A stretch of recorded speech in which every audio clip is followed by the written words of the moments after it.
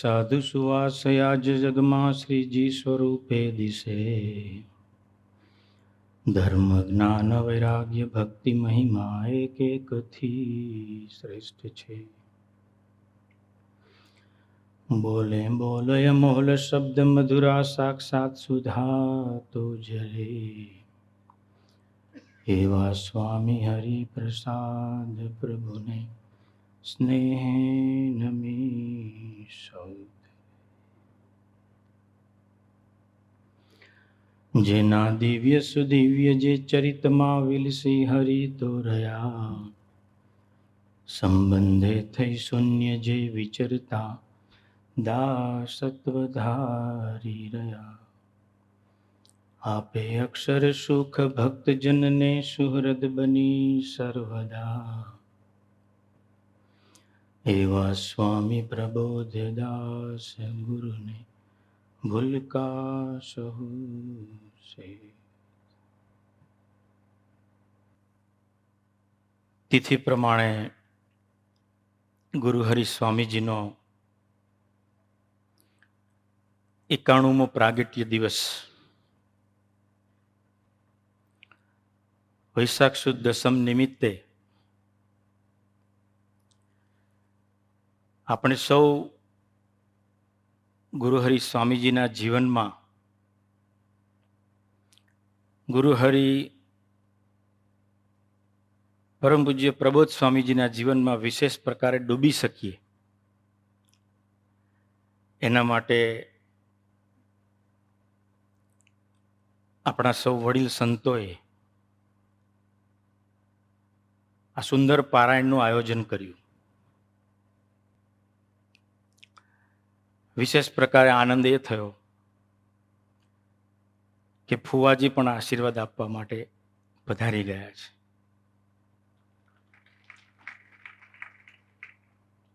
મને વિષય આપવામાં આવ્યો છે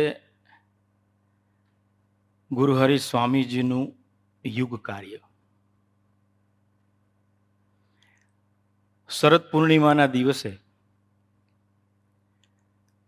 ગુરુ હરિ સ્વામીજીનો ખૂબ જ પ્રિય દિવસ, ગુણાતીતાનંદ સ્વામીનો પ્રાગટ્ય દિન અને ગુણાતીતાનંદ સ્વામીનો દીક્ષા દિન. ગુણાતીત નામ બોલે અને સ્વામીજીના રૂવાડા ઊભા થઈ જાય, અને ગુણાતીતની આગળ મહારાજનું નામ બોલીએ તો ગુણાતીતાનંદ સ્વામીની આંખોમાંથી હર્ષના આંસુ સરી જાય. એવો એ બંને દિવ્ય પુરુષોનો પરસ્પરસનો સંબંધ છે. એટલે જ્યારે બી ગુણાતીતાનંદ સ્વામીનો પ્રાગટ્ય દિન હોય, યોગીજી મહારાજનો પ્રાગટ્ય દિન હોય, તે દિવસે સ્વામીજીના મુખારવિંદ પર કોઈ વિશેષ આનંદ હોય. શરદ પૂર્ણિમાના દિવસે સ્વામીજીએ ગોષ્ઠીમાં વાત કરતા એવું કહ્યું કે ગુણાતીતાનંદ સ્વામીનું જીવન તમારી કલ્પના બહારનું જીવન છે. તમારા એટલે કે અક્ષરધામના મુક્તોની પણ કલ્પનામાં નથી આવતું એવું ગુણાતીતાનંદ સ્વામીનું જીવન છે. પછી સ્વામી કે મહારાજની તો વાત જ નહીં કરવાની, ખાલી દર્શન. એ જ મહારાજ હરિપ્રસાદ સ્વામી મહારાજ સ્વરૂપે આ ધરતી પર પ્રગટ થયા અને એના જીવનના યુગ કાર્યની વાત મારા જેવા નાના સેવકે કરવાની હાહાગડથલ થઈ શકે. સ્વામીજીનું જીવન તો એવું અગાધ છે, એનું વર્ણન કરવા માટે બી મારી લાયકાત નથી. ફુવાજીના ચરણોમાં, સૌ વડીલ સંતોના ચરણોમાં પ્રાર્થના કે જ્યારે હાહાગડથલ કરીને સ્વામીજીના જીવનમાં ડૂબવાની તક મળી છે તો મારો સ્વાધ્યાય મારો પોતાનો બને. જે કંઈ સ્વાધ્યાય કર્યો છે એ હું મારા આત્મા સાથે આત્મસાત કરી શકું, એનો સાચો ફાયદો હું પોતે મારા આત્મા માટે લઈ શકું, એવી આપ સૌ મારા માટે પ્રાર્થના કરજો.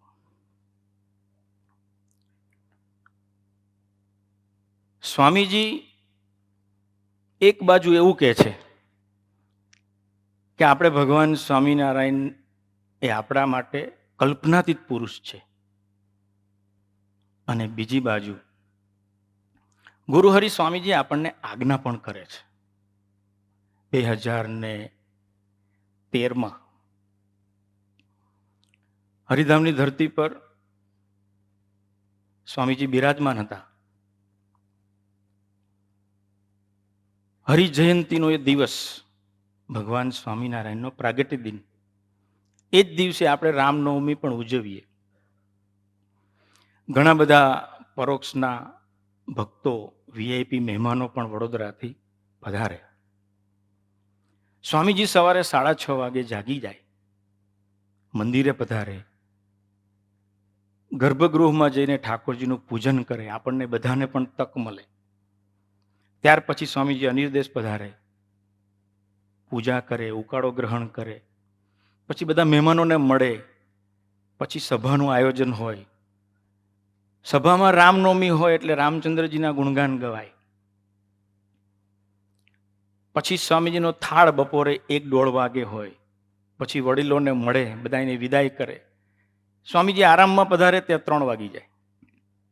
બહુ બધા ભક્તો આવ્યા હોય, રામનવમી હોય એટલે 3:30 વાગે સ્વામીજી પાછા ધૂનમાં પધારી જાય. ધૂન પૂરી થાય એટલે ભક્તોને મળવાનો સિલસિલો મંદિરે ડેરીએ જ ચાલુ થઈ જતો. એ મળવાનું ચાલુ જ રહે. સ્વામીજી ત્યાંથી ઊભા થઈને અનિર્દેશ પધારે તો સ્વામીજી અનિર્દેશમાં પણ બધા કાર્યકર્તાઓ આવ્યા હોય, વડીલો આવ્યા હોય, દરેક પ્રદેશમાંથી પ્રમુખો આવ્યા હોય, એ બધાને સ્વામીજી મળે. તે દિવસે વોકિંગનો પણ ટાઈમ ના મળે. પછી ઉકાળો ગ્રહણ કરે, ફરી પાછા રાત્રે મંદિરે પધારે હરિજયંતીની કીર્તન સંધ્યા માટે. 10:30 વાગ્યા સુધી કીર્તન ભક્તિ ઉત્સવ ચાલે. આખા દિવસનો સ્વામીજીનો ભીડો હોય એટલે જે સંતો આયોજન કરતા હોય એમણે સજાનંદ સ્વામી મહારાજની જે બોલાવીને એ સાંજની સભાનો કાર્યક્રમ પૂરો કર્યો. સ્વામીજી રાત્રે 11 વાગે અનિર્દેશ પધારે છે. સ્વામીજી રૂમમાં પોતાની સોફા પર બિરાજમાન થાય છે અને સ્વામીજી સુમસામ સોફા પર બેસી રહ્યા હોય છે. સેવકને રૂમમાં જવાનો તક મળે છે. હું સ્વામીજીની રૂમમાં ગયો. સ્વામી કે આવો આવો, તમારી જ રાહ જોઈને બેઠો છું. ભગવાન સ્વામિનારાયણનો એ પ્રાગટ્ય દિન હતો. સ્વામી કે આવો બેસો. કે આજે સભાના આયોજકે મને માઇક નહીં આપ્યું. આજે ભગવાન સ્વામિનારાયણનો પ્રાગટ્ય દિન, સવારે તો સ્વામી કે રામનવમી ઉજવી, મને એમ કે મને સાંજની સભામાં માઇક મળશે તો હું ભગવાન સ્વામિનારાયણના અગાધ મહિમા. પછી સ્વામીજી તો એવું બોલ્યા કે ભગવાન સ્વામિનારાયણનું સગુણ અને નિર્ગુણ ઐશ્વર્ય, એની વાત જો એમના પ્રાગટ્ય દિવસે આપણે ના કરીએ તો સ્વામી કે ભગવાન સ્વામિનારાયણ આપણને માફ ના કરે. એક એમના અપરંપાર મહિમાની વાત આપણે એમના પ્રાગટ્ય દિવસે ના કરીએ તો આપણા હૈયામાં ક્યારેય દાસત્વ પ્રગટે નહીં. અને ત્રીજી વાત કરી સ્વામી કે જો આપણા જીવનમાં દાસત્વ ના પ્રગટે તો આપણો છેલ્લો જન્મ ના થાય. એમ કરીને સ્વામીજી તો મને ગોષ્ઠી કરવાનું ચાલુ કરી દીધું. જે 20 મિનિટ એમને ત્યાં વાતો કરવી હતી એ 20 મિનિટ એમણે સેવકને ગોષ્ઠી કરી દીધી. પછી સેવકે પૂછ્યું સ્વામીજીની ગોષ્ઠી પૂરી થઈ એટલે કે સ્વામીજી આપ એવું કહો છો કે ભગવાન સ્વામિનારાયણ એ સગુણ અને નિર્ગુણ ઐશ્વર્યના ધારક હતા. ગુણાતીતાનંદ સ્વામી એ સગુણ અને નિર્ગુણ સ્વરૂપ કહેવાય. તો મેં કીધું સ્વામીજી મારે એક સાધક તરીકે જે ભગવાન સ્વામિનારાયણનું સગુણ અને નિર્ગુણ ઐશ્વર્ય એ કયા પુરુષને વિશે મારે એવી નિષ્ઠા દ્રઢ કરવાની, મંદિરમાં ઉભેલી મૂર્તિને વિશે કે મને જે પ્રગટ ધરતી પર મળ્યા છે એ પ્રગટ પુરુષને વિશે? ત્યારે સ્વામીજીએ કહ્યું પ્રગટને વિશે, આંગળી કરીને. સ્વામીજીએ તે દિવસે પોતાના સ્વમુખે એ વાતનો એકરાર કર્યો કે જે સહજાનંદ સ્વામી નો જે મહિમા છે, જે શક્તિ છે, જે સામર્થ્ય છે, એની એ જ શક્તિ અને સામર્થ્યને ધારીને એ ગુરુ હરિપ્રસાદ સ્વામી મહારાજ આ ધરતી પર આપણા માટે પધાર્યા. સ્વામીજીનું યુગ કાર્ય એનું વિચાર કરવા બેઠો ત્યારે મને ભગવાન સ્વામિનારાયણના 2 પત્રો એની યાદ મહારાજે કરાવી. એક પહેલો પત્ર ભગવાન સ્વામિનારાયણ જ્યારે લોજની ધરતી પર આવે છે ત્યારે પોતે રામાનંદ સ્વામીને પત્ર લખે છે. રામાનંદ સ્વામીના દર્શન નથી થતા. એ પત્રની અંદર મહારાજના યુગ કાર્યનું દર્શન થાય છે. અને જ્યારે રામાનંદ સ્વામી મહારાજને ગાદી પર બેસાડી દે છે ત્યાર પછી મહારાજ પોતાના સંતોને જે પત્ર લખે છે એ બંને પત્રની અંદર એની ઓરિજિનલ કોપી આજે બી હાજર છે. એ બંને પત્રોની અંદર ભગવાન સ્વામિનારાયણના યુગ કાર્યની ઝાંખી થાય છે. એટલે પત્રમાંથી 5 મુદ્દા મેં લખ્યા હતા. ભગવાન સ્વામિનારાયણ એ પત્રની અંદર એવું લખે છે, મહારાજની ઉંમર 19 વર્ષની છે. 19 વર્ષના ભગવાન સ્વામિનારાયણ પત્રમાં રામાનંદ સ્વામીને લખે છે. રામાનંદ સ્વામી કચ્છમાં છે, મહારાજ લોજની ધરતી પર છે. રામાનંદજી રૂપી सूरज उदय भया है वाकी सेवा में गाम लोज से. મહારાજ પોતાની યુપીની ભાષામાં પોતે પત્ર લખે છે. રામાનંદજી રૂપી सूरज उदय भया है वाकी सेवा में गाम लोज से सेवक ब्रह्मचारी नीलकंठजी सरजूदासजी के दंडवत प्रणाम वांचोगे. જેમ સ્વામીજી લખતા ને, સેવક સાધુ હરિપ્રસાદના જય સ્વામિનારાયણ હતા, પોતે પૂર્ણ પુરુષોત્તમ નારાયણ. પણ મહારાજ હંમેશા એ 230 વર્ષ પહેલાથી પહેલો શબ્દ મહારાજ પોતાના પહેલા જ પત્રમાં લખે છે સેવક. પછી તમે મને નીલકંઠ તરીકે ઓળખો તો નીલકંઠ, બ્રહ્મચારી કહો તો બ્રહ્મચારી, અને સરજુ નદીના કિનારેથી આવ્યા હતા અયોધ્યાથી એટલે સરજુદાસજી. પછી મહારાજ આગળ લખે છે, हम ईश्वर इच्छा से चारों धाम के अरु देश में आया है. हम ईश्वर इच्छा से चारों धाम की यात्रा करके अरु देश में आया है. મહારાજ કે હું 4 ધામની યાત્રા કરી અને અહીંયા આવ્યો છું ભગવાનની કૃપાથી. પહેલા એમણે દાસત્વનું દર્શન કરાવ્યું, પછી મહારાજ પોતાની ઓરિજિનલ અદાથી વાત કરે છે. गोपाल जोगी पास रह के योग साधना करके अष्टांग योग सिद्ध कियो है. મહારાજ કે હું સામાન્ય નથી, અષ્ટાંગ યોગ સિદ્ધ કરીને આવ્યો છું, 4 ધામની યાત્રા કરીને આવ્યો છું. પરંતુ પ્રગટ વાયુ ભક્ષ્યા કરકે બહુ દિન રહે હૈ. મહારાજ કે 6 મહિના સુધી હું જમ્યો નથી, ખાધું નથી, પીધું નથી, વાયુ ભક્ષીને 6 મહિના સુધી હું રહ્યો છું. परंतु प्रगट कृष्ण के दर्शन न होवे अभी शुद्ध भूमि जान के यहाँ रहे हैं. પણ મને પ્રગટ કૃષ્ણના દર્શન થયા નથી, પણ આ તમારા આશ્રમની ભૂમિ શુદ્ધ ભૂમિ લાગી, તમારા આશ્રમનું વાતાવરણ શુદ્ધ સાત્વિક વાતાવરણ લાગ્યું, એટલે હું અહીંયા આવીને રહ્યો છું. આપ યહાં બિરાજ કે હમકુ પ્રગટ કૃષ્ણ મિલાવો. મહારાજે પોતાના અંતરની વાત કરી દીધી કે હું અહીંયા આવ્યો છું ફક્ત એક જ વાત માટે, મને પ્રગટ કૃષ્ણ. મહારાજે પોતાના યુગ કાર્યની ઝાંખી કરાવે છે કે એક સાધક માટે એના જીવનનો અંતિમ ગોલ કયો, સ્વામીજીના જીવનનું યુગ કાર્ય શું. તો જે સ્વામીજીના હું દર્શન કરું છું એ સ્વામી મને માયાથી પર અક્ષરધામમાં જે મૂર્તિ છે સદા દિવ્ય સાકાર અનંત પ્રકાશે યુક્ત, કે જે મૂર્તિના એક વખત દર્શન થાય તો સ્વામીજી કે આ બ્રહ્માંડની અનંત બ્રહ્માંડની સમૃદ્ધિમાંથી તમારું મન પાછું વટી જાય અને જિંદગીભર ક્યારેય એ તરફ આસક્ત ન થાય એવું એ મૂર્તિનું દર્શન છે. એવું દર્શન આપણા સૌના હૃદયમાં સ્થિર કરાવવા માટે ભગવાન સ્વામિનારાયણ આ ધરતી પર કે હરિપ્રસાદ સ્વામી મહારાજ આ ધરતી પર પધાર્યા છે. પ્રગટ કૃષ્ણનું એવું દર્શન મને કરવું છે. મહારાજની એ વિશેષતા હતી, जैसे चकोर चंद्र को चहत है तैसे हम तुम्हारे दर्शन को चहत है तो तुरंत दर्शन देहो. મહારાજ કે હવે મારાથી રહેવાતું નથી, મારો ઘણો બધો સમય પસાર થઈ ગયો છે. જેમ ચંદ્ર ચકોરની જે વાત છે એવી મહારાજ કે મારી હૈયાની પરિસ્થિતિ છે, તો તમે જલ્દી મને દર્શન આપો. અને પછી તો મહારાજ વોર્નિંગ આપે છે, નહીં તો તુમ્હારી સેવા મેં આવેંગે. મહારાજ કે હું આવી જઈશ કચ્છમાં, તમે જો અહીંયા નહીં પધારો તો હું આવી જઈશ. તુરંત બાંચ કે કરુણા દ્રષ્ટિ કરોગે. મારો પત્ર વાંચીને તરત કરુણા દ્રષ્ટિ કરજો અને મને દર્શન આપજો. નહીં તો નહીં રહેવે.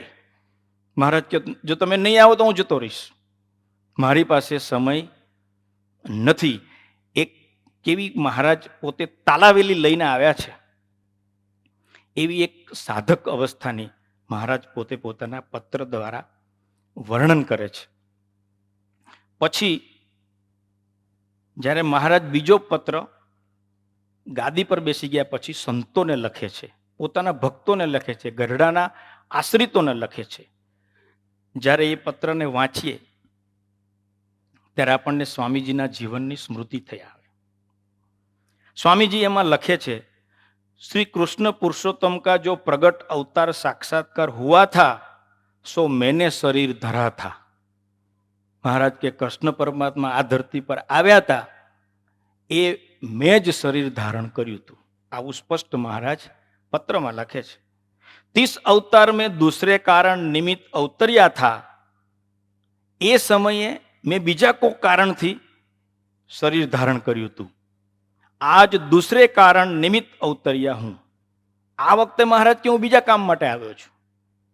ए समय हूँ धरती पर आव्यो तो बीजा काम माटे. वो निमित्त क्या है? अनंत जीवों का अविद्या रूप जो माया है तिसके नाश के वास्ते प्रगट हुआ. गुरु हरिप्रसाद स्वामी महाराज नु आ युग कार्य. महाराज के हूँ आ वक्ते धरती पर आव्यो छुं.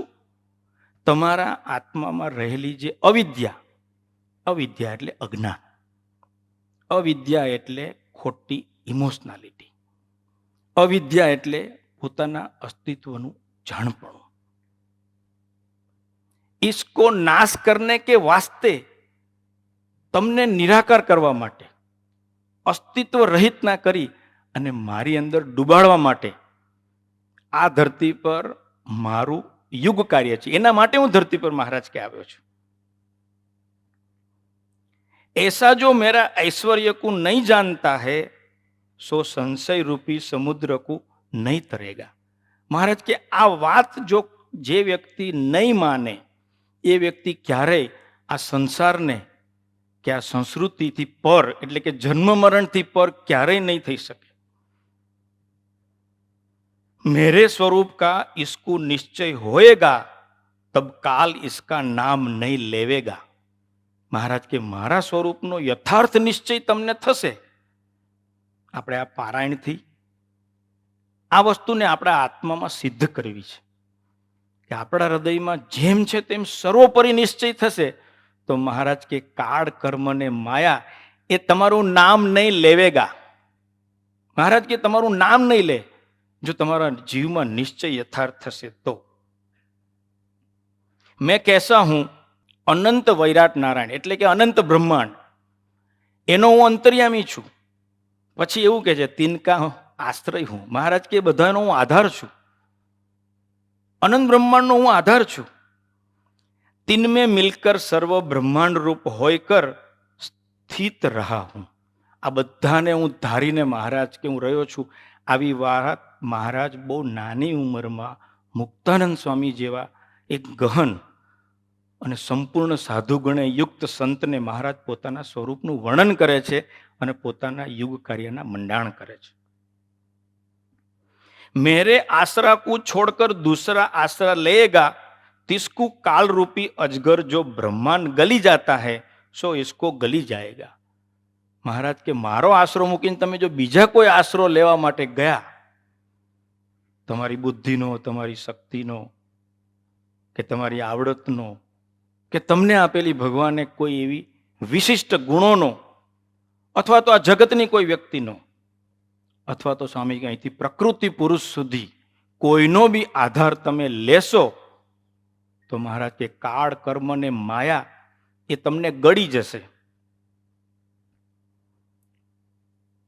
मेरे आसरा को इस बात को सबको कहना नहीं, जिसको निश्चय होय तिसको जણાવના. આ વાત મહારાજ કે તમે પાછા બધાને નહીં કરતા. જેને મારા સંતોનો સમાગમ કરીને થોડો ઘણો નિશ્ચય થયો હોય, આસ્તિક બુદ્ધિવાળો હોય, એને આવી બધી મારી મહિમાની વાત કરજો. जो मेरे देहादि क्रिया देखकर जिनकी बुद्धि भ्रमित है, यूं कहते हैं जे अन्याय किया, ये न्याय किया, ऐसी जिनकी बुद्धि होती है, तिस सत्संगी को ये मेरी जो गोप्य वार्ता है सो उघाड़ी न करना. મહારાજ કે મારી ક્રિયામાં જે બુદ્ધિ લગાડે, મારી ક્રિયાને સ્થૂળ બુદ્ધિથી જુએ, મનુષ્ય બુદ્ધિથી જુએ, મારી ક્રિયામાં જે નિર્દોષ બુદ્ધિ ના રાખે, એવી જેની બુદ્ધિ ભ્રમિત થઈ ગઈ હોય એને મહારાજ કે તમે આ વાત નહીં કરતા. આ જગ્યાએ મહારાજે ન્યાય કર્યો એ ખોટો કર્યો, આ જગ્યાએ મહારાજ અન્યાય કર્યો એ ખોટો કર્યો. અહીંયા સ્વામીજીએ કે પ્રબોધ સ્વામી જે નિર્ણય લીધો એ ના લેવો જોઈએ, અહીંયા જે નિર્ણય લીધો એ ના લેવો જોઈએ, અથવા તો અહીંયા આ નિર્ણય લેવો જોઈએ. એવી જેની બુદ્ધિ હોય, સ્થૂળ બુદ્ધિ હોય, એને મહારાજ કે મારા સ્વરૂપની વાત તમે ના કરતા. સ્વામીજીએ આ ધરતી પર પ્રેમ કરીને,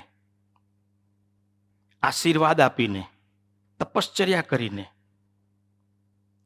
કોઈના બી દોષ સ્વભાવ જોયા સિવાય એવો એક સમાજનું સર્જન કર્યું કે જે સમાજને સ્વામીજીની ક્રિયામાં ક્યારેય બુદ્ધિ લાગતી નહોતી. સ્વામીજી લોનાવાલાની ધરતી પર બિરાજમાન હતા. સ્વામીજીની ડીશમાં, પત્તરમાં આનંદ સ્વામીએ ખીચડી મૂકી, પછી ઘી પીરસતા હતા તો સ્વામીજી ના પાડી. આનંદ સ્વામી ફરી આગ્રહ કર્યો, સ્વામી કે ના ના ના. આનંદ સ્વામી વધારે આગ્રહ કર્યો, સ્વામીજી એમ ધક્કો મારી દીધો. એટલે બાજુમાં સારથી રાકેશભાઈ બેઠા હતા, એ ઊભા થઈને સ્વામીજી પાસે આવ્યા અને સ્વામીજીને એવું કહ્યું કે સ્વામી આપણે પટેલોને તો ખીચડીમાં ઘી જોઈએ જ કે. સ્વામીજી કેવું પ્લેટફોર્મ આપે છે, સ્વામીજી એ રાકેશભાઈ સાથે કેવી રીતે વર્તા છે અને કેવો પ્રેમ કર્યો હશે કે સ્વામીજી 3 વખત આનંદ સ્વામીને ના પાડે છે, છતાંય રાકેશભાઈ આવીને સ્વામીજીને એવું કહે છે કે સ્વામીજી આપણે પટેલોને તો ખીચડીમાં ઘી જોઈએ જ કે. સ્વામી કે વિહારી નાખ 2 ચમચી કે. સ્વામી જમ્યા, ખીચડી જમ્યા, એ સ્વામીજીનો પ્રેમ હતો. સ્વામીજી આ ધરતી પર ખીચડી જમવા માટે તો પધાર્યા નથી, એને તો અનંત બ્રહ્માંડની સમૃદ્ધિ નજરમાં આવતી નથી. પણ સ્વામીજીને ખબર હતી કે આ રાકેશને મારી સાથે બહુ નિર્દોષ પ્રેમ છે, એના પ્રેમમાં વધારો થાય, એને સાચો પ્રેમ થશે તો એક દિવસ મારી વાત મનાશે, મારી વાત મનાશે તો મારી કસોટીમાં એ પાસ થશે, એ પ્રસંગે મારું બળ લેશે, એ નિષ્ઠાથી જીવશે, એ નિર્દોષ બુદ્ધિથી જીવશે અને એના આત્મામાં રહેલી જે અવિદ્યારૂપ જે માયા, જે અજ્ઞાન, જેને લીધે જન્મ થયો છે આપણો, એ કાઢવા માટે મોટા પુરુષે કેટલા બધા નીચા લેવલથી શરૂઆત કરવી પડે. અને બીજે દિવસે લોનાવાલામાં મહેમાન તો હોય નહીં, રાકેશભાઈ સ્વામીજીની સાથે હતા. સ્વામીજી જમવા માટે બેઠા, કોઈ જમનાર નહોતું. સ્વામીજીની એક રીત હતી, એમને એકલા જમવાનું ફાવતું નહીં. રાકેશભાઈને બાજુમાં જમવા બેસાડ્યા, સ્વામીજી જમતા હતા. ગુરુહરિ પ્રબોધ સ્વામીની રીત તદ્દન જુદી છે. પ્રબોધ સ્વામી જમે તો એમની એક પણ આંગળી ઉપર એક પણ પ્રકારનો ડાઘ ના પડે, બધું જ એમનું ચોખ્ખું. અને લગભગ 99% પ્રબોધ સ્વામીજી ચમચીથી જમે. ગુરુહરિ સ્વામીજી એ બધી જ વસ્તુ હાથથી જ મિક્સ કરવાની, હાથથી જ લેવાનું, હાથથી જ જમવાનું, અને અહીંયા તમને સ્મૃતિના દર્શન પણ થાય. મહારાજની રીત અલગ હતી, ગુરુહરિની રીત અલગ છે. સ્વામીજી દાળ ભાત જમતા હતા, અને સ્વામીજીને કોરું કોરું ના ફાવે, થોડું લિક્વિડ જોઈએ. સ્વામીજી એમ બરાબર ભાત લીધો અને સ્વામીજી ચાવતા હતા. સ્વામીજી તો દાળ ભાતને બી 25 વખત ચાવે. બાજુમાં રાકેશભાઈ જમતા હતા, આ બાજુ. એટલે સ્વામીજીએ કહ્યું, સ્વામી કે જો હું તો દાળ ભાતને બી 25 વખત ચાવું. રાકેશભાઈની એક રીત છે, એ તો હસી પડ્યા. સ્વામીજી હું તો કે એક બેન ત્રીજી વખત તો ઉતારી દઉં. અને આવું જ્યાં બોલ્યા ને સ્વામીજીએ એક લાફો માર્યો જમણા હાથે જ, હાથ આખો દાળ ભાત વાળો. સ્વામીજીના હાથમાં દાળ ભાત બી હતા. સ્વામીજી એવો ને એવો હાથ લઈને એક લાફો માર્યો, 2 લાફા માર્યા, આખું મોડું દાળ ભાત વાળું થઈ ગયું. એવી એને સ્મૃતિ આપી. સ્વામી કે હું 25 વખત ચાવું છું. તો સ્વામી કે તું તારે 10 વખત તો ચાવવું જોઈએ ને. રાકેશભાઈ તો નિર્દોષ ભૂલકું હસી પડ્યા. એ જે સ્વામીજીનો પ્રેમ છે એ ક્યાં સુધી લઈ જાય છે. ધીમે ધીમે ધીમે ધીમે એ પ્રેમે કરીને, હેતે કરીને સ્વામીજીએ આજ્ઞા કરી કે આપણે બહેનોમાં ગાડી ચલાવવાની સેવા કરવાની. એક દિવસ એવો આવ્યો કે થાકી ગયા, હવે ભક્તિ આશ્રમમાં સેવા નથી કરવી, સંતો સાથે સેવા કરીશું. પણ સ્વામીજીએ પ્રેમ બી કર્યો હતો અને કથા વાર્તા પણ કરી હતી. તો વિચાર આવ્યો કે સ્વામીજીને ના પાડવી એના કરતાં સરોમ સ્વામીને લઈને જવું અને સ્વામીજીને કહી દઉં, સ્વામીજી હવે મારે બહેનોમાં ગાડી ચલાવવાની સેવા કરવી નથી. સરોમ સ્વામી પાસે આવીને વાત કરી. સ્વામીજી કહે છે ને કે આપણા જીવનમાં કોઈ સારા સાધુનો સંગ હશે તો મોટા પુરુષ આપણા પર અધિકાર કરશે, અથવા તો આપણા જીવનમાં કોઈ સારા સાધુનો સંગ હશે તો આપણી યાત્રા ભગવાનની અનુવૃત્તિ પ્રમાણે ચાલશે. સરોમ સ્વામી પાસે આવીને વાત કરી. સરોમ સ્વામી કે વાંધો નહીં. પછી સરોમ સ્વામી કહ્યું કે આજે તું ના પાડીશ તો હું તો સ્વામીજીને કહી દઈશ. સ્વામીજી આગ્રહ નહીં કરે, પણ ફરી આપણે ગમે ત્યારે બહેનોની સેવામાં તો જવું જ પડશે, કારણ કે સ્વામીજીની આજ્ઞા છે. આ જન્મે નહીં કરીએ તો ફરી આવતા જન્મે આવવું પડશે. સર્વમ સ્વામી સાથેની દોસ્તીના દાયરા રાકેશભાઈએ શરત મૂકી કે હું વર્ષમાં 15 દિવસ તમારી સાથે રહીશ, તમે હા પાડો તો હું બહેનોની સેવામાં જાઉં. સર્વમ સ્વામી કે એ હું સ્વામીજી પાસેથી રજા લઈ લઈશ. સર્વમ સ્વામીની દોસ્તીના દાવે કરીને સ્વામીજી પાસે જવાનું થયું જ નહીં, અને રાકેશભાઈ સ્વામીજીની સેવામાં લાગી ગયા, બહેનોની સેવામાં લાગી ગયા. ધીમે ધીમે ધીમે સ્વામીજી કેવા રાજી થયા હશે આત્મા ઉપર. એના જીવનમાં એક પ્રસંગ બન્યો. પ્રસંગમાં એનો વાંક નહીં, પણ એની સાથેની ઈર્ષાને લીધે મંદિરના જે એક સાધક એની સાથે ઈર્ષાથી પીડાય અને એની સાથે એની ઉપેક્ષા કરે, એનો વિરોધ કરે, એના માટે જેમ તેમ બોલે. એટલે એને અંદર બહુ દુઃખ થાય. પણ એને એનો અભાવ આવી ગયો. પણ જેવો અભાવ આવ્યો એટલે એ સ્વામીજીનો પ્રેમ, સ્વામીજીની કથા વાર્તા એને યાદ આવી કે સ્વામીજીએ કીધું છે કે આપણે કોઈનો અભાવ લેવો નહીં, અને કોઈનો અભાવ આવે તો આપણે ખુલ્લા દિલે ભગવદી આગળ કહી દેવું. પછી એક દિવસ મને કહ્યું, મને કે મારે સ્વામીજીને મળવા જવું છે, તો તમે ગોઠવી દેશો? મેં કીધું સ્વામીજી તો સવારે પૂજા પછી ફ્રી જ હોય છે, તમે આવો. સવારમાં આવ્યા, સ્વામીજી પાસે પૂજામાં વાત કરી. સ્વામીજીના ખોળામાં માથું મૂકીને પોતે રડી પડ્યા. એમનો વાંક નહોતો, છતાંય એમને સામેવાળી વ્યક્તિનો અભાવ આવ્યો. સામેવાળી વ્યક્તિનું વર્તન એવું હતું કે એનો અભાવ આવે છે, એમની જગ્યાએ હું હોઉં તો મને પણ અભાવ આવી જાય. પણ સ્વામીજીએ એના હૃદયમાં એવો ભાવ જગાડ્યો કે સ્વામીજી પાસે નિષ્કપટ થઈને સ્વામીના ખોળામાં માથું મૂકીને રડી પડ્યો કે સ્વામી તમને નથી ગમતું પણ મને આ સેવકનો અભાવ આવી જાય છે. સ્વામીજી બી રડી પડ્યા, ખૂબ રાજી થયા. સ્વામી કે તે મને કહી દીધું, મને બહુ આનંદ થયો. જા સ્વામી કે હવે તને કોઈ દિવસ એનો અભાવ નહીં આવે. ત્યાર પછી 10 વર્ષ સાથે રહેવાનું થયું, પણ રાકેશભાઈ કે એ સેવકને જોઈને ક્યારેય મને એનો અભાવ આવ્યો નથી. એને મારા માટેનો જે ભાવ હોય તે એની મને ખબર નથી. પણ એક વ્યક્તિને અભાવ, અવગુણ, ભાવફેરમાંથી એક સાધકને બહાર કાઢવા માટે સ્વામીજી પોતે જે નીચેથી એની લેવલે જઈને, એની કક્ષાએ જઈને જે જીવ્યા છે, એ સ્વામીજીનું જીવનનું યુગ કાર્ય છે. આમ તો સ્વામીજીના યુગ કાર્યની વાત કરીએ તો સ્વામીજી અને એવીડી એ એક બહુ મોટું યુગ કાર્ય છે. સ્વામીજી અને હરિધામ તો એક બહુ મોટું યુગ કાર્ય છે. સ્વામીજી અને અમેરિકા તો એક બહુ મોટું યુગ કાર્ય છે. સ્વામીજી અને કેનેડા, સ્વામીજી અને ન્યુઝીલેન્ડ, સ્વામીજી અને અમરીશો, સ્વામીજી અને હરિધામ સ્ટાફ, કેટલું વર્ણન કરવું. સ્વામીજીના યુગ કાર્યનું એક લૌકિક વર્ણન કરવા જે સ્વામીજી અને મોરારી બાપુ, સ્વામીજી અને સત્યમિત્રાનંદ સ્વામી, સ્વામીજી અને ચિદાનંદ મુનિજી, સ્વામીજી અને નરેન્દ્રભાઈ મોદી, સ્વામીજીએ એક એક એક વ્યક્તિ સાથે એ રીતે પોતે જીવન જીવ્યા છે કે એનું ડિટેલમાં વર્ણન કરવા જઈએ તો ભગવાન સ્વામિનારાયણનું જીવન ચરિત્ર લખતા લખતા હર્ષદભાઈએ 6 પુસ્તક ભરી દીધા.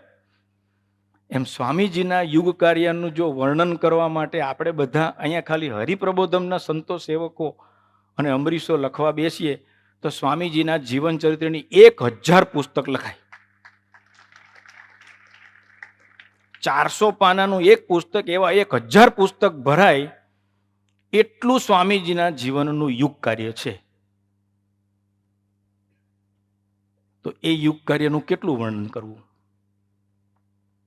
પણ મને જે સૌથી વધારે ગમે છે સ્વામીજીના યુગ કાર્યનો એક એંગલ, એ છે સ્વામીજીએ પોતાના સંબંધમાં આવેલા આત્માઓનું આધ્યાત્મિક જતન જે કર્યું છે અને જે આત્માઓને સુખી કર્યા છે એ ખૂબ અદ્ભુત છે. સ્વામીજીના જીવનનું યુગ કાર્ય એટલે સ્વામીજીનો સુહૃદ ભાવ. ગુરુહરિ સ્વામીજી લંડનની ધરતી પર હતા. હું પ્રસંગ બહુ શોર્ટમાં કહું છું. સ્વામીજી લંડન સિટીમાંથી પસાર થતા હતા ત્યારે સ્વામીજીએ ગાડીમાં સેવક સાથે વાત કરતા એવું કહ્યું કે ભગવાન સ્વામિનારાયણ આ ધરતી પર પધાર્યા, જો એ સ્વયં ના પધાર્યા હોત તો એક નવા સંપ્રદાયની સ્થાપના ના કરી શક્યા હોત. એક નવો સંપ્રદાય સ્થાપવો હોય, એક નવી પ્રણાલિકા મૂકવી હોય, એક નવો સિદ્ધાંત મૂકવો હોય તો ભગવાનને સ્વયં આવવું પડે. પછી સ્વામી કે મહારાજે દાખલો બહુ કર્યો પણ ગુણાતીતની વાત એ વખતનો સમાજ સ્વીકારવા માટે તૈયાર નહોતો, એટલે મહારાજે ધીરજ રાખી. 100 વર્ષ પછી મહારાજ શાસ્ત્રી મહારાજ સ્વરૂપે ફરી પધાર્યા. અક્ષર અને પુરુષોત્તમની ઉપાસનાનું સ્થાપન કરવા માટે ભગવાન સ્વામિનારાયણ એના એ જ સ્વામી કે આ ધરતી પર ફરી પધાર્યા, આપણે બધાને સુખ્યા કર્યા. સ્વામી કે ગુણાતીતાનંદ સ્વામીને યોગી મહારાજ સ્વરૂપે આ ધરતી પર પોતે ફરી લઈ આવ્યા. પછી સેવકે પ્રાર્થના કરી કે સ્વામી અમને તો સ્વામિનારાયણ સંપ્રદાયમાં બેસવાનું પણ મળ્યું, અમને તો અક્ષર પુરુષોત્તમની ઉપાસનામાં બેસવાનું પણ મળ્યું, પણ આપ એવું કહો છો કે જ્યાં સુધી મારા જીવનમાં સુહૃદ ભાવ સ્થિર ન થાય, જ્યાં સુધી મારું જીવન સુહૃદ ભાવની આત્મીયતાથી ભરેલું ન થાય, ત્યાં સુધી છેલ્લો જન્મ ન થાય, મહારાજ અક્ષરધામમાં રાખે નહીં, તો એ સુહૃદ ભાવ બી એટલો જ મોટો વિષય છે ને. એક સંપ્રદાયનું સ્થાપન કરવું, એક અક્ષર પુરુષોત્તમનો સિદ્ધાંત મૂકવો, એ જેટલું ડિફિકલ્ટ છે એટલું જ ડિફિકલ્ટ એક જીવ, એક આત્મા, એક સામાન્ય માખી જેવા જીવને સૂર્યનારાયણ જેટલું તેજ આપવું કેટલું બધું અઘરું છે. એક જીવના આત્માની અંદર સુહૃદ ભાવ સાકાર કરાવી આપવો, એ કામ તો એટલું જ મોટું ને. સ્વામી કે હા. તો મેં કીધું સ્વામીજી એના માટે ભગવાન સ્વામિનારાયણ આ ધરતી પર ત્રીજી વખત પધારવું પડે? સ્વામી કે આવી ગયા. ભગવાન સ્વામિનારાયણ એના માટે ધરતી પર ત્રીજી વખત આવી ગયા. કારણ કે પેલું બધી વસ્તુ આપણને દેખાય, આંખે કરીને દેખાય. ભગવાન સ્વામિનારાયણ 5 મંદિરો બનાવ્યા, આંખે કરીને દેખાય. મહારાજના પરમહંસોએ 30,000 ભજન બનાવ્યા, 10,000 ભજન બનાવ્યા. એ ઇન્ફ્રાસ્ટ્રક્ચર એ આંખે કરીને દેખાય. એવું જે યુગ કાર્ય છે એ આપણી સાત્વિક બુદ્ધિને, એ આપણા સાત્વિક ભાવને દેખાય અને ગમે, અને એનાથી આપણને મનાય બી ખરું. પણ એક સાધકના જીવનમાં સુહૃદ ભાવની સંપૂર્ણ સમજણ આપવી અને એના હૃદયમાં સુહૃદ ભાવે જીવવાનું બળ આપવું, એ આત્માને એક સંપ્રદાય સ્થાપવું એટલું કઠણ કામ છે. અને એ સ્વામીજીએ આ ધરતી પર પ્રગટ થઈને હજારો આત્માઓની અંદર એ સુહૃદ ભાવની વાતને સમજાવી દીધી અને સુહૃદ ભાવના માર્ગે બધા હજારો આત્માઓને ચાલતા કરી દીધા.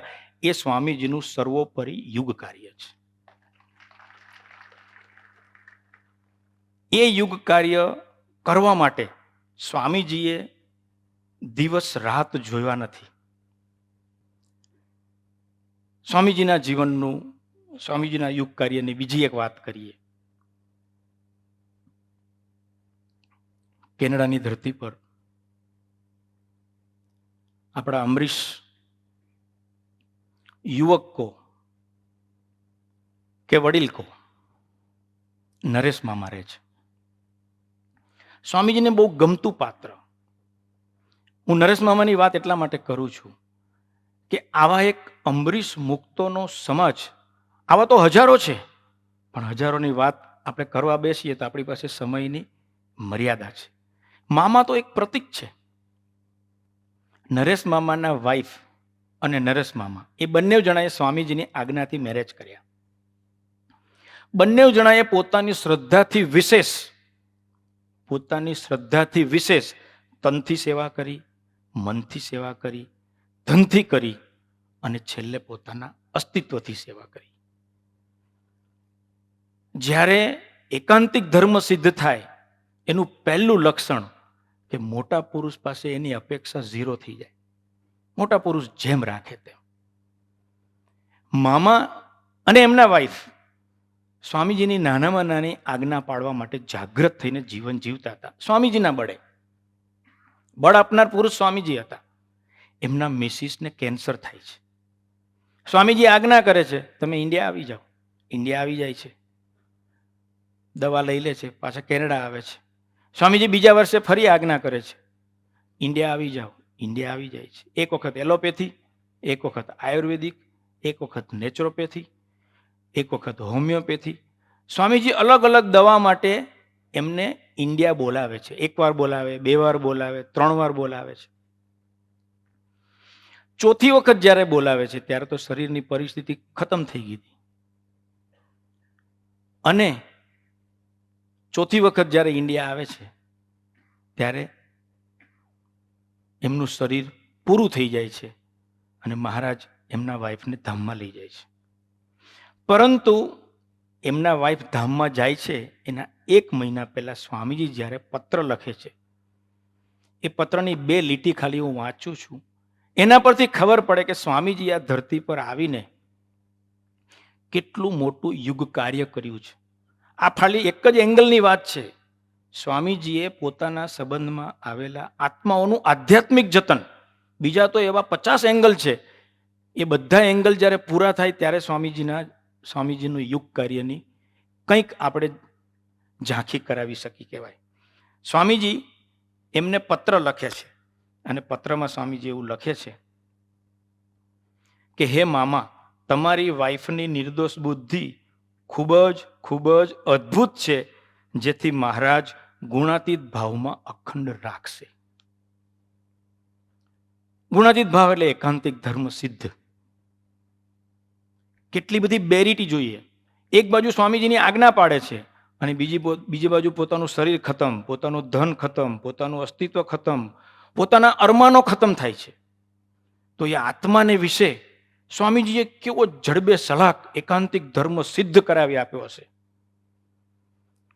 કે એ બેનના હૃદયને વિશે 1 સેકન્ડ માટે પણ સ્વામીજીએ મનુષ્ય ભાવનો સંકલ્પ ન ઉઠે એવી સ્થિતિ કરી આપી. એ એકાંતિક ધર્મ. સ્વામીજી બીજું આશીર્વાદનું વાક્ય લખે છે, મહારાજ તમને અતિ ઉત્તમ કોટીના મુક્તોમાં સ્થાન આપી ખૂબ સુખી કરશે. અતિ ઉત્તમ કોટીની સ્થિતિ એટલે ભગતજી મહારાજની સ્થિતિ. અતિ ઉત્તમ કોટીની સ્થિતિ એટલે જાગા સ્વામીની સ્થિતિ. ભગવાનને સાંગોપાંગ ધારણ કરી શકે એવી સ્થિતિ કે એવું સુખ, પરમ એકાંતિક ધર્મ સ્વામીજીએ એ બેનને, આ તો મહારાજની પરવાણી છે, ખોટી હોય નહીં, અને જ્યારે એમના વાઈફ ધામમાં જાય છે, વડોદરામાં જ હતા, પણ એમનો સંકલ્પ હતો કે મારા દેહનો અગ્નિ સંસ્કાર હરિધામમાં કરજો. એમ્બ્યુલન્સની અંદર એમનો પાર્થિવ શરીર હરિધામ તરફ આવતું હોય છે.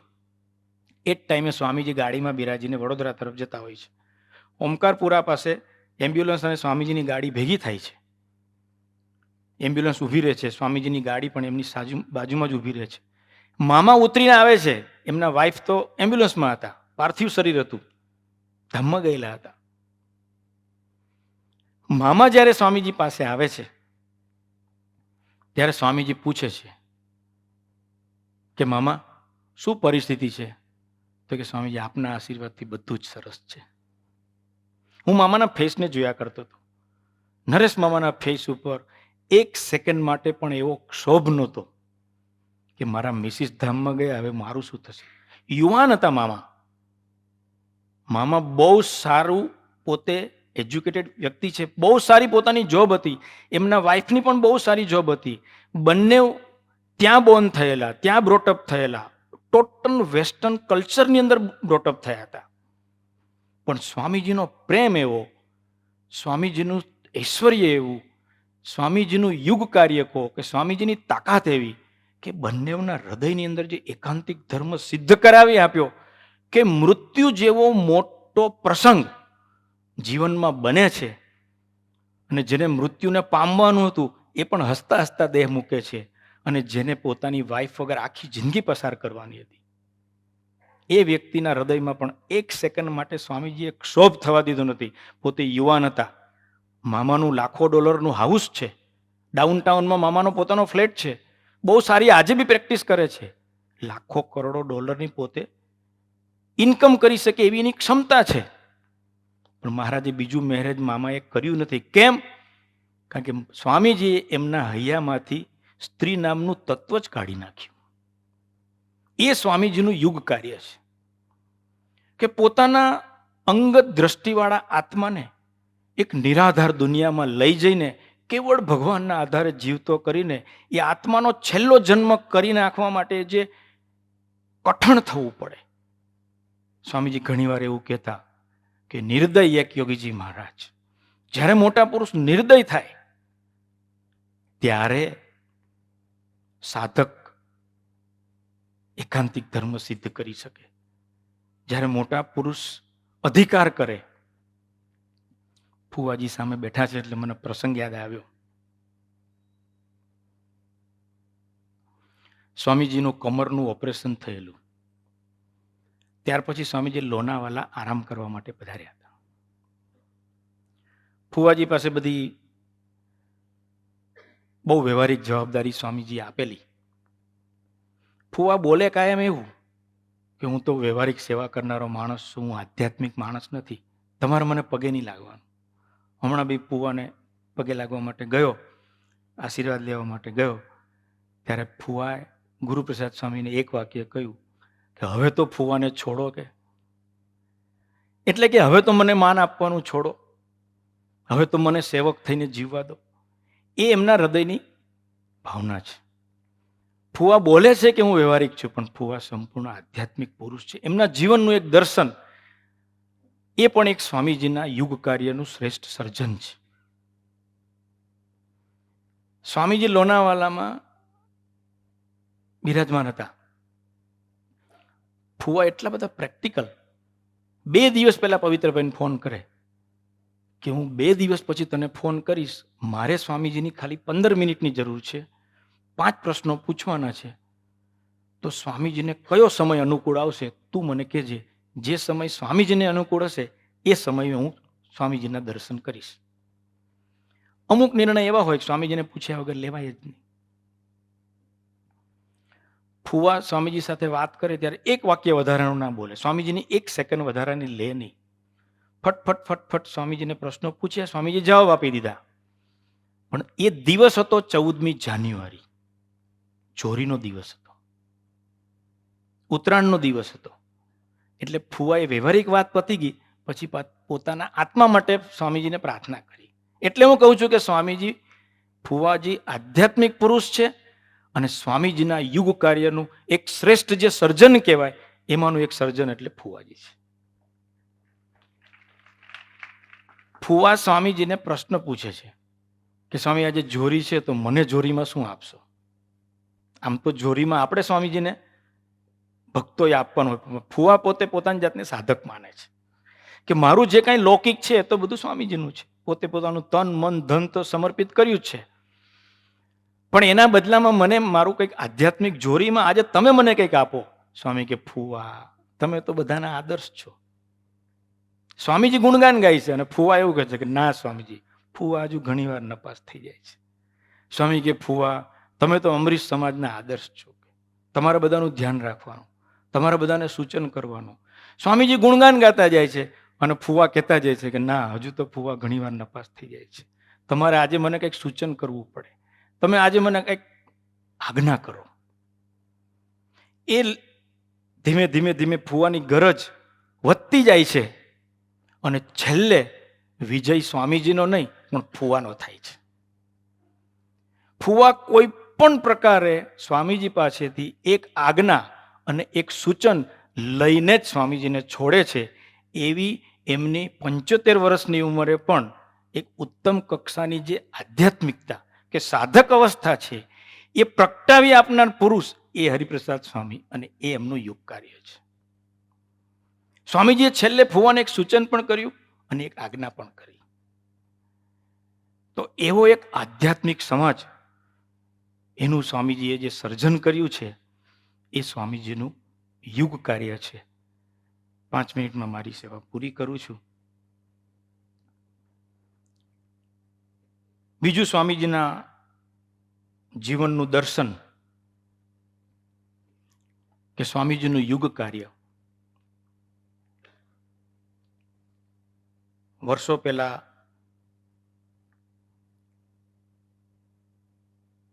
સ્વામીજી રાજકોટથી પ્લેનમાં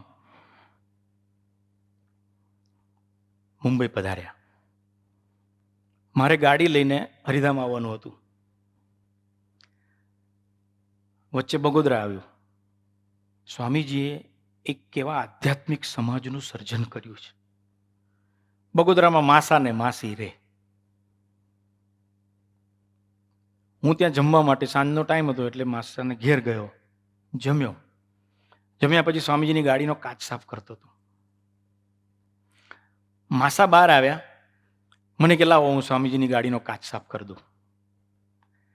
એટલે મેં કહ્યું, માસા તમે વડીલ છો, કાચ તો હું સાફ કરી લઈશ, પણ મારા આત્મા ઉપર જે કચરો છે ને એ તમારે મને સાફ કરી આપવાનો. માસા કે કેવી રીતે? મેં તો હમણાં હું કાચ સાફ કરીને આવું ને પછી તમારે મને વચનામૃત સમજાવવાનું, સ્વામીની વાતો પર ગોષ્ઠી કરવાની. માસાનું કથા વાર્તાનું અંગ ખરું, એ મેં જોયેલું. એટલે માસા એવા ભૂલકું. માસા કે હા કશો વાંધો નહીં, તમે કાચ સાફ કરી લો, પછી આપણે તમે અંદર આવો એટલે હું તમને ગોષ્ઠી કરું. માસી સાંભળી ગયા. માસી ગેટ પર જ ઉભા હતા એટલે માસી તરત આવ્યા. માસી કે માસા, સ્વામીજીના સેવકને આપણે ગોષ્ઠી કરાય? આપણે તો ગોષ્ઠી સાંભળવાની હોય. એટલે માસાએ હાથ જોડી દીધા. માસા કે જો મારું તો આવું છે કે હું તો ભોળો માણસ છું કે આ માસી ના હોય ને તો મારું પુણ્ય તો દિવસમાં 50 વાર જતું રહે કે આ માસી છે ને તો મારી નિરંતર રક્ષા કરે. ત્યારે માસી એવું બોલ્યા કે પ્રાણેશભાઈ, આ ધરતી પર કોઈ એવો પુરુષ જોયો કે જે પોતાની ઘરવાળી આગળ હાથ જોડીને પોતાના દોષનો એકરાર કરતો હોય કે આ માસા મારા કરતા આગળ છે કે હું એમની વાઈફ છું, પણ એમને જાણપણું નથી કે હું એમની વાઈફ છું અને મારી આગળ હાથ જોડીને વાત કરે છે. એટલે માસા મારા કરતા ખૂબ આગળ છે. એ બંને જણનો વાર્તાલાપ હું સાંભળતો હતો ત્યારે મને સ્વામીજીની યાદ આવતી કે સ્વામીજીએ આ ધરતી પર આવીને કેવું કાર્ય કર્યું કે હસબન્ડ વાઈફ છે છતાં પણ એકબીજાના દાસ થવા માટે, એકબીજાની આગળ ઓગળી જવા માટે. અને ત્યારે કદાચ એ બંનેની ઉંમર 60+ હશે. તો એક ગ્રહસ્થ સમાજની અંદર એક અમરીશ સમાજની અંદર મોટા મોટા સાધકો માટે પણ જે દુર્લભ છે એવો જે દાસત્વનો ભાવ, સેવક ભાવ, એકબીજાની આગળ ઓગળી જવું કે એકબીજાની આગળ હારી જવું, એવા મેં ફરી કહું છું કે માસામાસી એક નથી, એવા માસામાસી આપણા સત્સંગ સમાજમાં 80,000 ભક્તો છે કે જેને સ્વામીજીએ આ સુહૃદ ભાવની, આત્મીયતાની, આ દાસત્વની એક સમજણ દ્રઢ કરાવી આપી છે. અને દરેકને જલ્દી દાસ થઈ જવું છે, દરેકને જલ્દી ઓગળી જવું છે. તો આવા એક સંપૂર્ણ આધ્યાત્મિક સમાજનું સર્જન, જેની આપણે તો ખાલી એક ઝલક માત્રની વાત કરી છે, આવા અનંત એંગલથી હજારો પુસ્તકો ભરાય એવું સ્વામીજીનું યુગ કાર્ય છે. એ યુગ કાર્યમાં ડૂબવા માટે ગુરુહરિ પ્રબોધ સ્વામી મહારાજનો એક અંતરનો સંકલ્પ છે. પ્રબોધ સ્વામી મને 4 મહિના પહેલા રૂમમાં બોલાવ્યો હતો, મને આજ્ઞા કરી હતી કે સ્વામીજી સાથે તું કેટલું રહ્યો. હું કંઈ બોલ્યો નહીં, કારણ કે જે રીતે મારે રહેવું જોઈએ એ રીતે હું નથી રહ્યો. મને કે બોલ કેટલું રહ્યો. પછી પ્રબોધ સ્વામી બોલ્યા, એ તો હંમેશા પોતાની વાત કરે છે. સ્વામી પ્રબોધ સ્વામી કે આપણને ગુરુહરિ સ્વામીજીએ કરુણાએ કરીને કોઈ લાયકાત નહોતી, છતાં પણ આપણને પોતાની સાથે રહેવાની આટલી બધી તક આપી, તો આપણે સ્વામીજીનું ઋણ તો શું અદા કરીએ, પણ આપણા પોતાના આત્માને સુખી કરવા માટે આપણે સ્વામીજીના મહિમાથી સમગ્ર સત્સંગ સમાજને ભરી દેવો છે. આપણો સત્સંગ તો પ્રગટ ભગવાનનો છે. સ્વામીજી પોતે કહ્યું છે, જ્યારે સ્વામીજીએ દેહ મૂક્યો, યોગીજી મહારાજે દેહ મૂક્યો, ત્યારે માયા બાપાએ સ્વામીજીને સોખડા ગામની ધરતી પર પ્રશ્ન પૂછેલો કે સ્વામીજી, બાપા તો દેહ મૂકી દીધો, હવે મારે ધ્યાન કોનું કરવાનું? ત્યારે માયા બાપાને સ્વામીજી જવાબ આપતા કહે છે કે માયા બાપા, તમને જે પુરુષને વિશે એવો નિશ્ચય હોય, ભગવાનનો ભાવ હોય, મહારાજનો ભાવ હોય, સર્વોપરી નિશ્ચય હોય, એ પુરુષનું આપણે ધ્યાન કરવાનું. તમને તો યોગી મહારાજ સાથે બહુ હેત, તમે તો યોગી મહારાજનો નિશ્ચય દ્રઢ હતો, તો આપણે યોગી મહારાજનું ધ્યાન કરવાનું. પણ સ્વામી કે યોગી મહારાજને રોજ પ્રાર્થના કરવાની, હે બાપા, તમે જે પુરુષમાં ધરતી પર પ્રગટ હો એ પુરુષને વિશે મારો નિશ્ચય દ્રઢ કરાવી આપજો. અને સ્વામી કે પ્રગટ પુરુષનો નિશ્ચય દ્રઢ થાય, એનું ધ્યાન થાય, એનું ભજન થાય, એના આધારે જીવાય, એની નિષ્ઠાથી જીવાય, એની નિર્દોષ બુદ્ધિથી જીવાય, તો છેલ્લો જન્મ થાય. તો ગુરુહરિ સ્વામીજીના, ગુરુહરિ પ્રબોધ સ્વામીના ચરણોમાં, ફુવાજી અને સૌ વડીલ સંતોના ચરણોમાં એવી પ્રાર્થના કે જેવો નિશ્ચયથી, જેવી નિર્દોષ બુદ્ધિથી, જેવી નિષ્ઠાથી ગુરુહરિ સ્વામીજી એમનામાં ડૂબાડતા હતા, એવી ને એવી નિષ્ઠાથી, એવી ને એવી નિર્દોષ બુદ્ધિથી, એવા ને એવા નિશ્ચયથી પ્રગટ ગુરુહરિ પ્રબોધ સ્વામી મહારાજના જીવનમાં અમે સૌ ડૂબી શકીએ, એ માટે આપ અમારા આત્મા ઉપર કૃપા વરસાવજો. અને સૌ વડીલ સંતો અને ફુવાજી આપણા સૌના માટે પ્રાર્થના કરે, એ જ પ્રાર્થના સહજાનંદ સ્વામી મહારાજની છે.